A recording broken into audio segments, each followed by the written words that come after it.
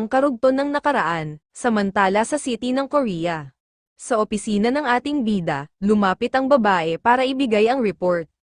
Mr. President, ito ang pinakahuling report sa pagkuha ng Samrayang. Please, don't tell me na kailangan kong basahin lahat ng ito. Of course not, bibigyan kita ng maikling buod, para mapasadahan mo ito ng basa. Hindi ito kumibo at tumingin lang ito, samantala sa opisina ni Lee at Jang. Habang nakatutok ang lalaki sa computer, Tae-san Jang.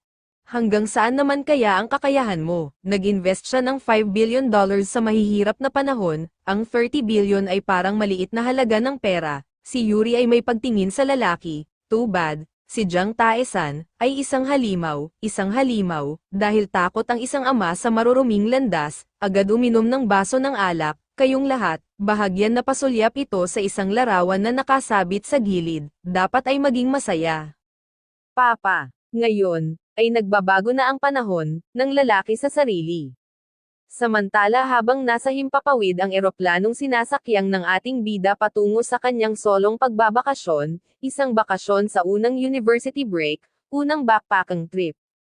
Ang panimulang points ay nasa Paris, France, nang makarating sa kanyang pinuntahan ay agad itong namasyal at naggala. Ang Louvre Museum, napakalawak nito, ito ay isang paglalakbay kung saan gusto kong tamasahin ang kalayaan. Kahit na ang kampanya ay napalaki, ngunit si Dodohi.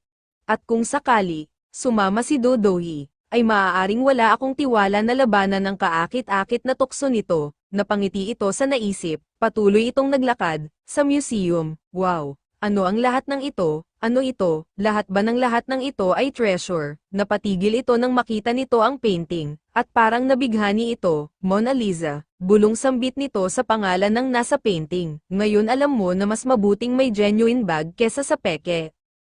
Maya-maya ay mayroon biglang sumigaw, agad itong napalingon.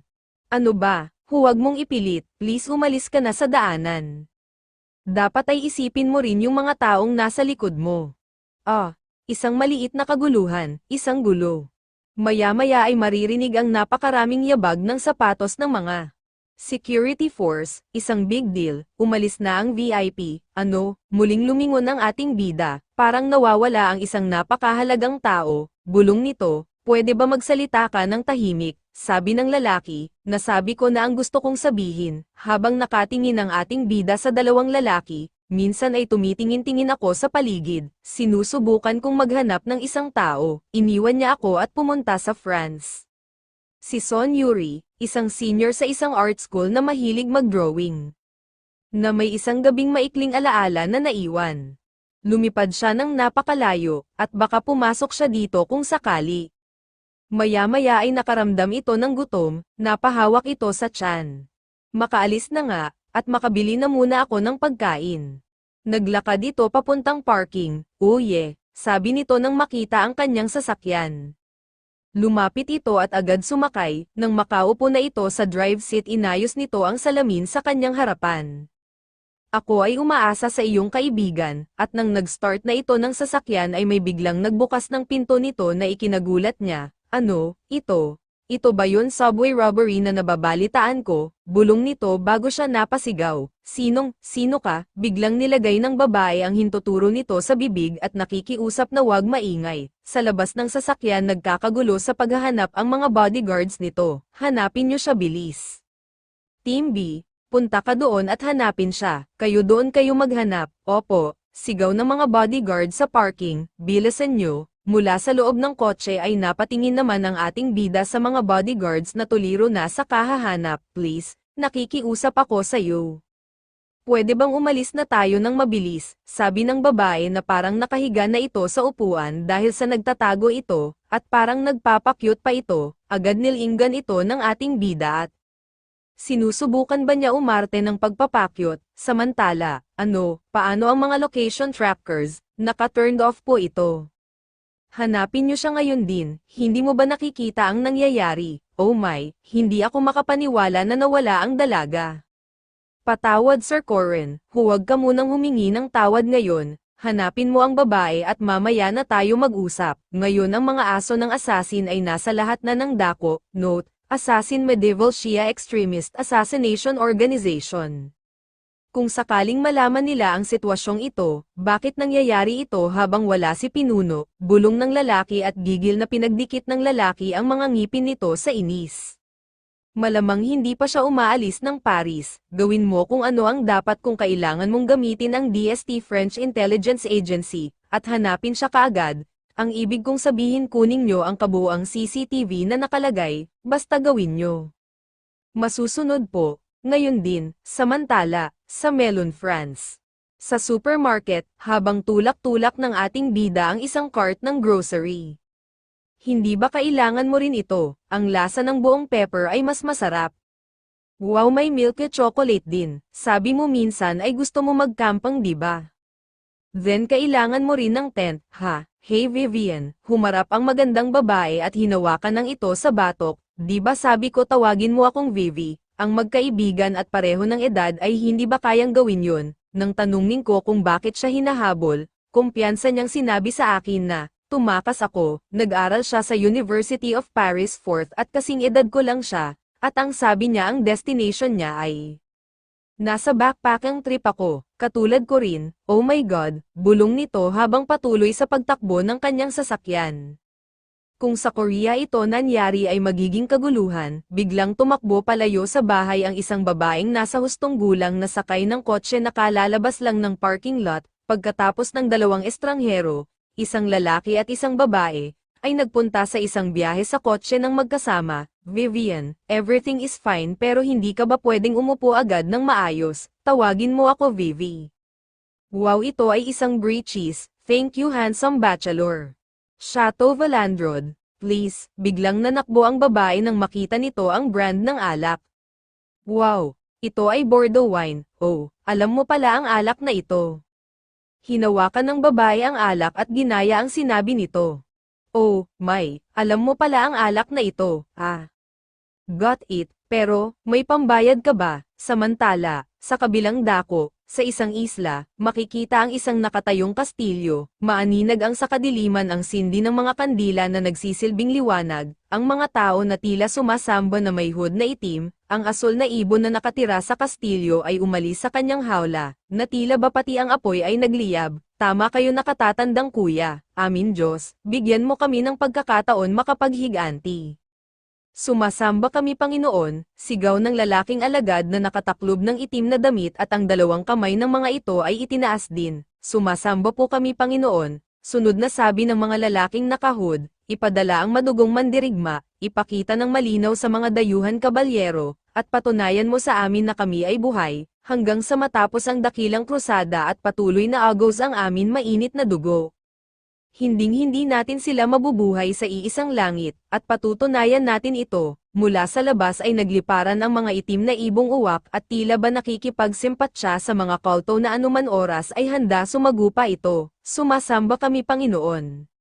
Samantala sa South Korea, Ojong Group, ranked first in the world in South Korea, Seoul. Matapos magpulong ang mga grupo unti-unting bumalik sa normal. Anong sabi mo ang isang conglomerate ay nabaksak, ng isang college student lang? Tama po kayo Chairman, agad inabot ng lalaki ang isang folder, agad naman itong inabot at maya-maya ay binuksan ito at binasa, isa siyang student majoring in law sa isang Korean university.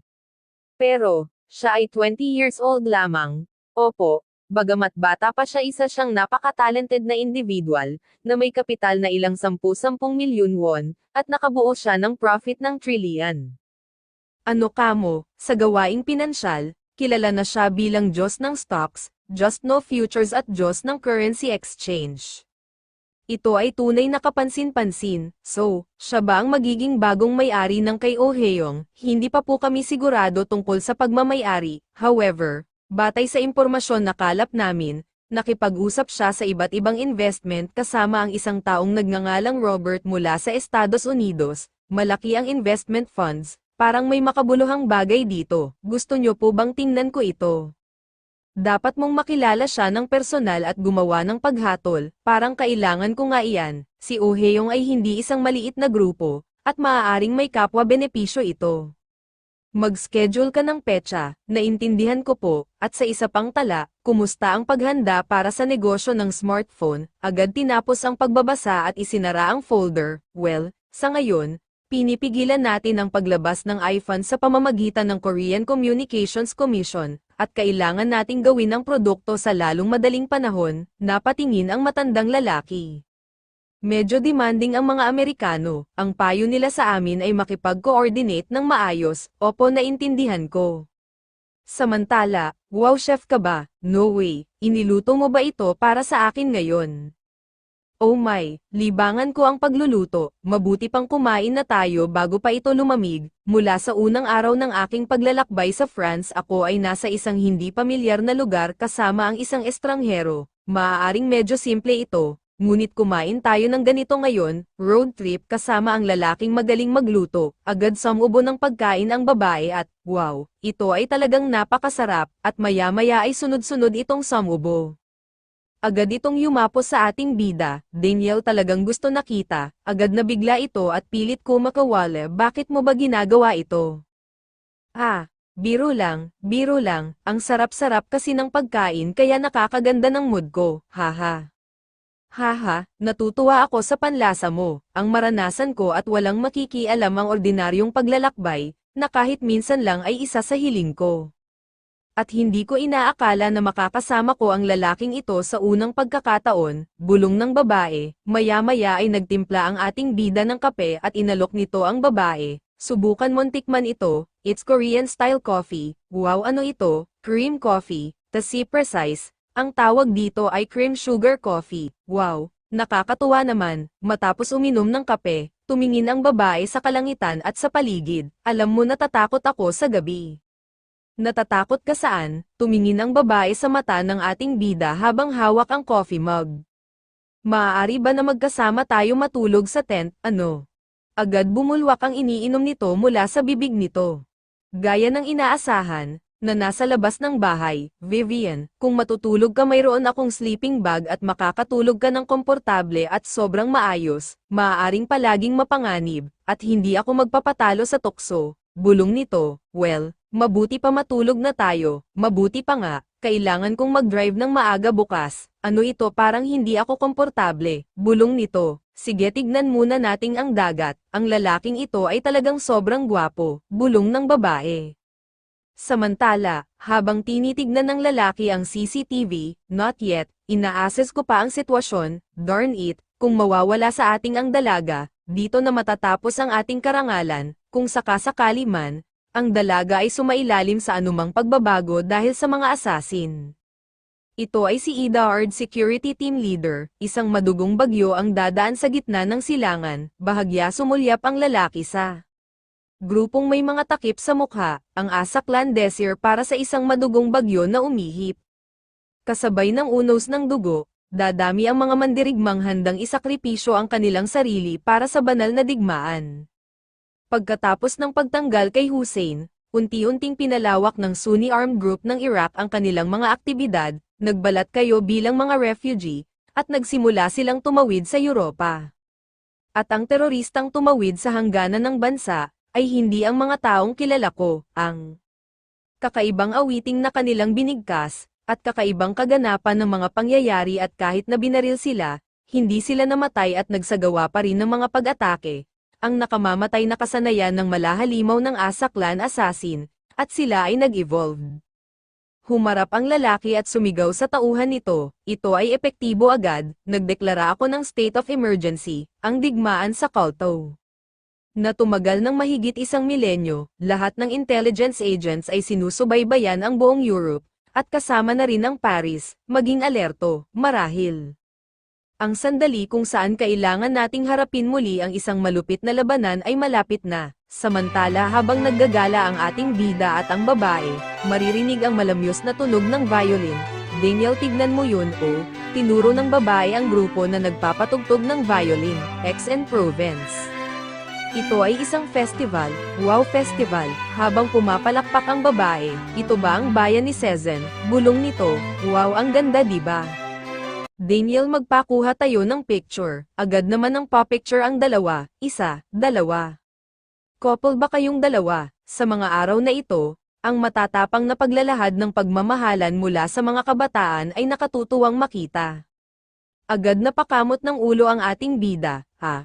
Oo, pero ito ay, agad pinutol ng babae ang sinasabi nito. Oo, tama kayo, hindi ba mas maganda kung lagi tayong magkasama, minsan lang maging bata, kahit magmahal at mahal ka wala ng sapat na oras, ha, naway magkaroon kayo ng magandang relasyon. Tumingin at ngumiti ang ating bida at ang babae ay nag-thumbs up na suman ayon sa sinabi ng lalaki.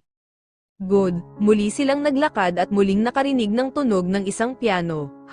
Ang musikang ito ay Beethoven Sonata. Nakita nito ang babaeng nagpapiano, patuloy pumailang lang ang maganda tunog ng piano. Ang piyesang ito, na isinulat ni Beethoven sa edad na 34, at inialay sa kanyang patron, si Count Waldstein. Habang patuloy ang babae sa pagtugtog ng piano ay marami ang napahanga sa mga nanunood kasama na rin ang ating bida sa di kalayuan. Hanggang sa matapos ito, tumayo ang babae at yumuko ng pasasalamat. Maraming salamat, gusto kong tumugtog na isa pang piraso ng pyesa, ngunit wala na akong lakas sa ngayon. At sa palagay ko ay dapat tayong huminto muna dito para sa araw na ito para makapaghanda ako para sa pagtatanghal bukas ng umaga. Paumanhin ng babae, gusto ko pa makarinig ng musika, tumingin ang ating bida at gusto mo pang makarinig, oo, sagot ng babae na nakatutok sa babaeng nagpapiano, tumingin din ito at namaywang, baka mayroon handang tumugtog na isa pang piraso sa akin pwesto bibigyan ko ng chance. Agad tumingin ang ating bida at hindi na nagdalawang isip pa, agad itong lumapit sa piano at agad naupo at inayos ang piano, seryoso ka? Tulad ng sabi mo marami akong libangan, ang babaeng yun, kahit hindi ka taka-taka, nasa label pa rin siya ng guest performer sa isang symphony orchestra. Magiging okay ba siya talaga? Halatang narinig niya ang performance ko, bulong nito habang nakatingin ito, ganito na lang, kumuha ka ng review para sa akin. Muling naupo ito sa harapan ng piano at nagumpisa itong tumugtog, agad kumalat ang tunog ng musika na nakakabighani, Daniel, sambit ng babae na nabigla, maging ang babaeng nag-perform kanina lang ay nabighani at nagulat sa musika, hindi pwede, ang kantang ito ay, bulong nito, habang patuloy sa pagpiano ang ating bida, ito ay Beethoven 8th Piano Sonata Pathetic, paano? Note, ang Piano Sonata No. 8 Pathetic ay isa sa pinakatanyag na gawa ni Beethoven mula sa panahon ng Plus Eco malapit sa panahon ng Plus Eco 1750 hanggang 1825, patuloy sa pagpindot ng key, sapat ang bakas nito para maalog ang isipan hanggang sa kaibaturan nito, bulong nito, mula sa kaliskis hanggang sa mga lubid, lahat ay perpekto, mula sa Beethoven 14 na Piano Sonata Moonlight Sonata, patuloy sa pagtaas ng mga daliri. Hanggang sa kanya 23rd Piano Sonata, ang level ay passion lang, bulong nito, hindi ko pa nasisimulang subukan ng isang iyon, bulong ng babae na nagulat sa narinig na musika mula sa ating bida, siya ay si Beethoven, at lumabas ang aura ni Beethoven, at sa sandaling ito ay parang bumaba ang Diyos ng musika. Lahat ay nagbigay ng kanilang lubos na paggalang sa katahimikan, siya ba ay isang Asian, tingin ko ay para siyang Korean.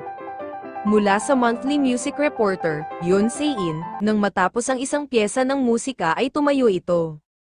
Sa pagkakataon ito ay gagawa ako na isang tribute song, para kay Beethoven na lubos ko iginagalang. Ano isang tribute song, bulong ng babae, at nagulat din ang babaeng reporter. Muling umupo ang ating bida at sinimulan muli ang panibagong musika. Sa pagtipa ng key ng piano, naging seryoso ito. Hindi, isa siyang Diyos, bulong ng babae na gulat na gulat. Patuloy sa pagtipa ng piano at sumasaliw ang nakakabighani tunog na kahit walang kasiyahan habang nakatingin ito sa taas ay makikitang kabisado ang bawat pyesa nito, ito ay, hindi ka panipaniwala, sa buong buhay ko, hindi pa ako nakakita ng ganitong performance, Daniel, isang maladyos na lalaki na nagpakita mismo sa aking mga mata, parang itong regalo ng isang ina, it's Muse, but Fortes Sonata you need sheet music. Lumuluhang bulong ng babae, isang makalangit na kasiyahan, ang ikalawang pagdating ni Ludwig van Beethoven. Siya ay isang mahusay na music hero, kahit na kung ikukumpara sa mga tulad ni Schumann, Mozart, at maging si Beethoven, na pinakikinggan ko hanggang ngayon. Bakit hindi ko man lang naisip na gumawa ng senata ng ganito? Para siyang Diyos na malapit nang umalis, matapos ang musika tumayo ang ating bida at yumuko habang nagpalakpakan ang mga nanunood, ang lalaking ito, kailangan ko siya para sa sarili ko, bulong ng babae, lalapit sana ang babae hindi nito napansin ang isang babae na agad naman tumakbo palapit ito, at agad yamakap sa ating bida, nagulat at namula ang babae, dahil sa pagyakap at paghalik nito sa ating bida, maging ang reporter ay napatanga. Maging ang mga nanunood, na parang isang eksena sa isang K-drama at nakakakilig na tagpo, lumipas ang oras, sa katanghalian nakita mo ba, sa internet ang pinakamahusay na community. Totoo ba ang performance na iyon? Ito ay hindi nakakagulat kung bakit pinag-uusapan ng lahat. Ang pangalawang pagdating ni Beethoven paano nangyari? Yung Asian guy sino ba siya sa mundo? Wow! Pero ang pagtapang off niya sa performance niya ay paghalik at style ko. Ito ay isang nakakabaliw na pagganap mula sa di kalayuan habang may nag-uusap. Mayroon isang lalaki na nakikinig sa kanilang pinag-uusapan, kumuha ito ng lighter at sinindihan ito, nagbalik na ang muse ng musika, dapat ang bawat isa ay hangaan siya, binuksan ng lalaking Arabo ang kanyang cellphone at hinanap ang tinutukoy na nag-trending sa internet, haha. Kaya pala nandito ka ngayon, Little Bluebird, agad may tinawagan ito, Arlo, dumating na ang takdang oras para magtipon ng mga kasama ko, maghihintay ako. Samantala habang nasa biyahe muli ang ating bida, nagugutom ka na ba? Sabihin mo paano ba ito, masarap di ba? Pagkatapos ng halik parang isang nagmamahal na manliligaw ang trata niya sa akin, bulong ng babae, wow, Notre Dame de la Glade mukhang hindi ka pani-paniwala, Daniel Marcel nito ay Marcel, o tignan mo may dagat din, kung pupunta tayo sa Lamandang merong isang lugar ng mga masasarap na restaurant, mabuti pa doon tayo kumain ng lunch, parang madalas kang pumunta dito ito ang bayan ng akin ina. Tumingin ang babae at, Daniel, ngayong araw ay makakaranas ka ng kakaiba, masama ang kutob ko dito, bulong ng ating bida, agad narating nila ang tinutukoy na restaurant. Agad silang nagparking at agad din pumasok, please. Bigyan mo kami ng isang mesa kung saan makikita namin ang karagatan.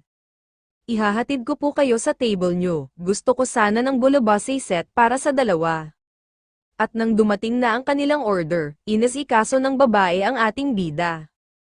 Isinawsaw ang tinapay at, salamat, nakangiting sagot nito, at ang nakakatakot na pakiramdam na ito ay, tinignan ng babae ang ating bida at nangalumbaba ito at, mahal kita, laging tama, bakit parang gulat na gulat ka, nagbibiro lang ako, tikman mo rin ito, at ito, salamat, maya-maya ay may lumapit sa kanilang pwesto, oh, sino ba ang nandito? Vivian, gulat na tawag ng lalaki, nang laki ang mata ng babae at, Gabriel, agad sumama ang mukha ng lalaki nang mapansin nito na may ibang kasama ang babae, anong ba ang nangyayari, at sino ba ang gagawang Asian guy na ito dude, agad na simplehan ng tingin ng ating bida, hindi lang pala nag-iisang ang lalaki at kasama rin ang barkada nito, itong mga lalaking ito, ano ba ang meron, wala naman basehan ang kayabangan nila, muling pinasadahan ito ng tingin ng ating bida.